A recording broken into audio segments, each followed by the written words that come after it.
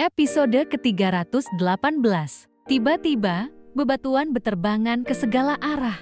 Dengan wajah dipenuhi amarah dan rasa malu, Pangongsau melesat ke langit lalu melemparkan sebuah kuali raksasa ke atas kepalanya. Kuali itu melayang dengan posisi terbalik.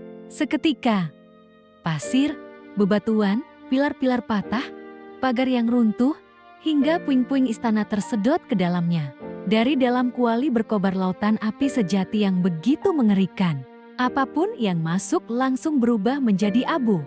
Jelas, itu bukan senjata yang dapat ditempa Pangongsau saat ini. Kuali tersebut adalah pusaka dari kehidupan sebelumnya. Harta warisan sekte yang ditempa oleh sosok yang hampir mencapai alam dewa.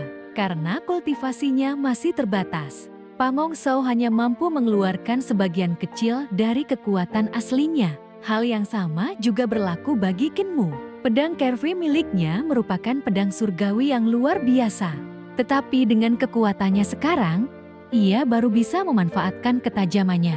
Belum seluruh pedang tersebut. Meski begitu, sekitar 10% kekuatan kuali sudah cukup untuk menghancurkan reruntuhan pasir dan puing-puing beterbangan, sementara bangunan yang tersisa terus roboh dan tersedot ke langit. Haha, Kin bocah, sekarang kau tahu betapa hebatnya aku. Kemenangan bukan hanya ditentukan oleh kultivasi. Dengan harta karun ini, aku bisa menghancurkanmu. Namun senyumnya membeku. Kinmu tetap berdiri tegak di bawah kuali tanpa bergeser sedikit pun. Gaya isap yang begitu kuat sama sekali tidak mampu mengangkat tubuhnya. Bagaimana mungkin? Tatapan Pangongsau segera tertuju pada sebuah bola logam seukuran jeruk keprok di tangan Kinmu. Bola itu terus berubah bentuk seperti cairan. Pelet pedang? Saat itu juga ia mengerti. Berat pelet pedang Kinmu begitu luar biasa hingga bahkan kuali raksasanya tak mampu mengangkatnya. Kalau tak bisa menyeretmu, aku akan langsung membunuhmu. Pangongsau menepuk kuali. Lautan api menyembur keluar, meluluh lantakan segala yang dilewatinya. Pasir dan bebatuan meleleh menjadi lautan lava. Kinmu menggenggam pelet pedangnya. 8.000 pedang terbang keluar dan bergabung membentuk pedang Kerfri.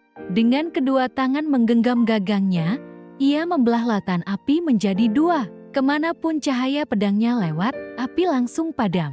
Meski pasir di kedua sisi telah melalai karena panas yang luar biasa, jalur yang dibelah pedangnya tetap utuh. Kinmu menyadari betapa mengerikannya api sejati itu. Ia bahkan mulai membayangkan seberapa dahsyat api iblis yang pernah didengarnya. Pangongsau kembali meraung. Tubuhnya berubah drastis. Sepasang sayap emas tumbuh dari punggungnya, sementara kedua kakinya berubah menjadi cakar tajam. Api terus mengalir dari kuali untuk membungkus tubuhnya sebagai pelindung. Sayap emas itu mengepak keras.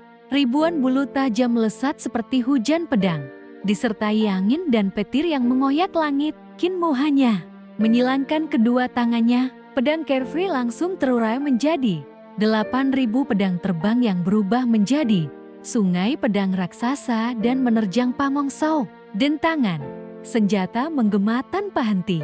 Sesaat kemudian terdengar jeritan menyedihkan. Semua bulu pedang Pangongsau telah ditebas habis. Ia kini tampak seperti seekor ayam botak yang hanya memiliki dua sayap tanpa bulu. Pelindung apinya, Blazing Divine Fire Shield, yang terkenal mampu mengalihkan serangan lawan sekaligus membakar senjata roh menjadi abu.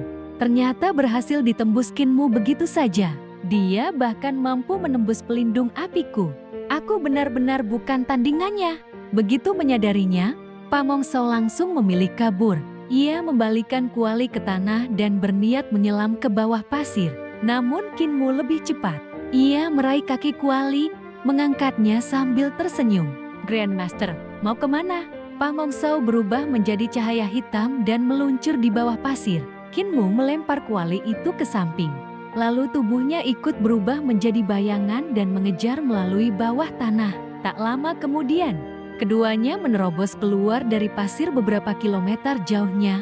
Bulu-bulu Pangongsau kembali tumbuh. Ia segera mengepakkan sayap dan terbang tinggi. Ingin adu kecepatan denganku? Kinmu mengaktifkan Hempil Fang Divine Legs. Tanpa perlu menginjak apapun, ia berlari di udara mengejar lawannya. Tak lama kemudian, Pamong Sao kembali dipukuli hingga seluruh bulunya rontok dan jatuh seperti ayam botak dari langit. Sebelum menyentuh tanah, tubuhnya kembali berubah. Suara terompat gajah menggema. Otot-ototnya membesar, 2 kepala tambahan tumbuh. Dan sekejap ia berubah menjadi raksasa berkepala 3 dengan kepala gajah setinggi lebih dari 20 meter. Dengan raungan dahsyat, ia mengayunkan tinju raksasa. Kin bocah, mati. Ledakan keras mengguncang langit ketika kedua tinju bertabrakan. Gelombang kejut menyapu pasir dan bebatuan ke segala arah. Pamong Sao memuntahkan darah dan terpental jauh. Kin Mu segera mengejar. Tetapi tubuh Pamong Sao tiba-tiba kembali ke bentuk semula. Ia melompat ke atas sebuah bunga teratai raksasa yang tiba-tiba bermekaran di udara. Begitu ia masuk, kelopak bunga menutup rapat lalu menghilang. Teknik teleportasi, Kin Mu mengernyit. Beberapa belas kilometer jauhnya, bunga teratai lain tiba-tiba bermekaran.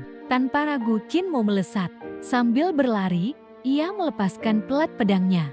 Dalam sekejap, 8.000 pedang terbang berubah menjadi pusaran raksasa. Bentuk pedang spiral. Kecepatan serangan itu bahkan melampaui kecepatan lari Kin Mu. Saat teratai itu kembali mekar, Pamong Sao baru saja melompat keluar. Ia buru-buru mengibaskan selembar kain hitam lalu melompat ke atasnya. Namun hujan pedang Kin Mu sudah lebih dulu tiba. Teratai itu hancur berkeping-keping. Kain hitam pun tercabik. Akan tetapi, Pamong Sao kembali menghilang. Kin Mu berhenti dan mengendalikan 8.000 pedangnya membentuk lingkaran raksasa di atas kepala. Kemanapun Pamong Sao muncul, ia akan langsung disambut hujan pedang. Namun gurun tetap sunyi. Di kejauhan, badai pasir masih mengamuk. Pertempuran antara Eternal Peace Imperial Preceptor dan lawannya terus mengguncang langit. Tetapi perhatian Kin Mu sepenuhnya tertuju pada Pamong Sao.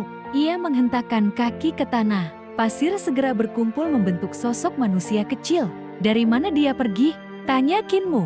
Makhluk pasir itu mengangkat tangan dan menunjuk ke suatu arah. Kin Mu menyalakan mata sinebar surga. Kini ia melihat sebuah garis tipis yang hampir tak kasat mata sedang melayang bersama angin. Setelah diamati lebih saksama, ternyata itu bukan garis, melainkan sebuah cermin yang begitu tipis hingga nyaris tak memiliki ketebalan. Pamong Sao sedang menggunakan teknik Phantom Illusion dari Great Educational Heavenly Double Scripture untuk bersembunyi di dalam cermin tersebut. Hebat sekali, Grandmaster. Tak heran kau selalu berhasil lolos. Kin Mu menusukkan pedangnya ke arah cermin. Wajah Pamong Sao langsung berubah. Ia segera melemparkan sebuah tali berkait keluar dari dalam cermin lalu memanjatnya dengan panik. Pedang Kin Mu menghancurkan cermin itu berkeping-keping. Tetapi Pamong Sao telah berhasil keluar dan kembali menghilang. Seni surgawi macam apa ini? Meski mata senebar surga tak lagi mampu menemukannya. Kin Mu tiba-tiba mendapat ide. Ia memungut pecahan cermin tadi. Begitu melihat melalui pecahan itu, sosok Pamong Sao kembali terlihat. Ternyata ia sedang memanjat tali yang ujungnya telah mengait pada awan, berniat bersembunyi di langit. Anehnya, tubuh dan tali itu berada di ruang cermin yang bertumpang tindih dengan dunia nyata sehingga hampir mustahil dideteksi. Grandmaster benar-benar ahli dalam melarikan diri. Kin Mu tersenyum. Dengan satu tangan memegang pecahan cermin, tangan lainnya menjentikan jari. Pedang carefree melesat ke langit dan menebas tali tak kasat mata itu. Tali putus. Tubuh Pamong Sao langsung terjatuh. Kin Mu segera melemparkan pecahan cermin lain ke bawahnya.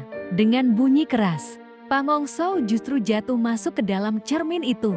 Saat mendongak, ia melihat Kin Mu berdiri di luar sambil tersenyum tenang.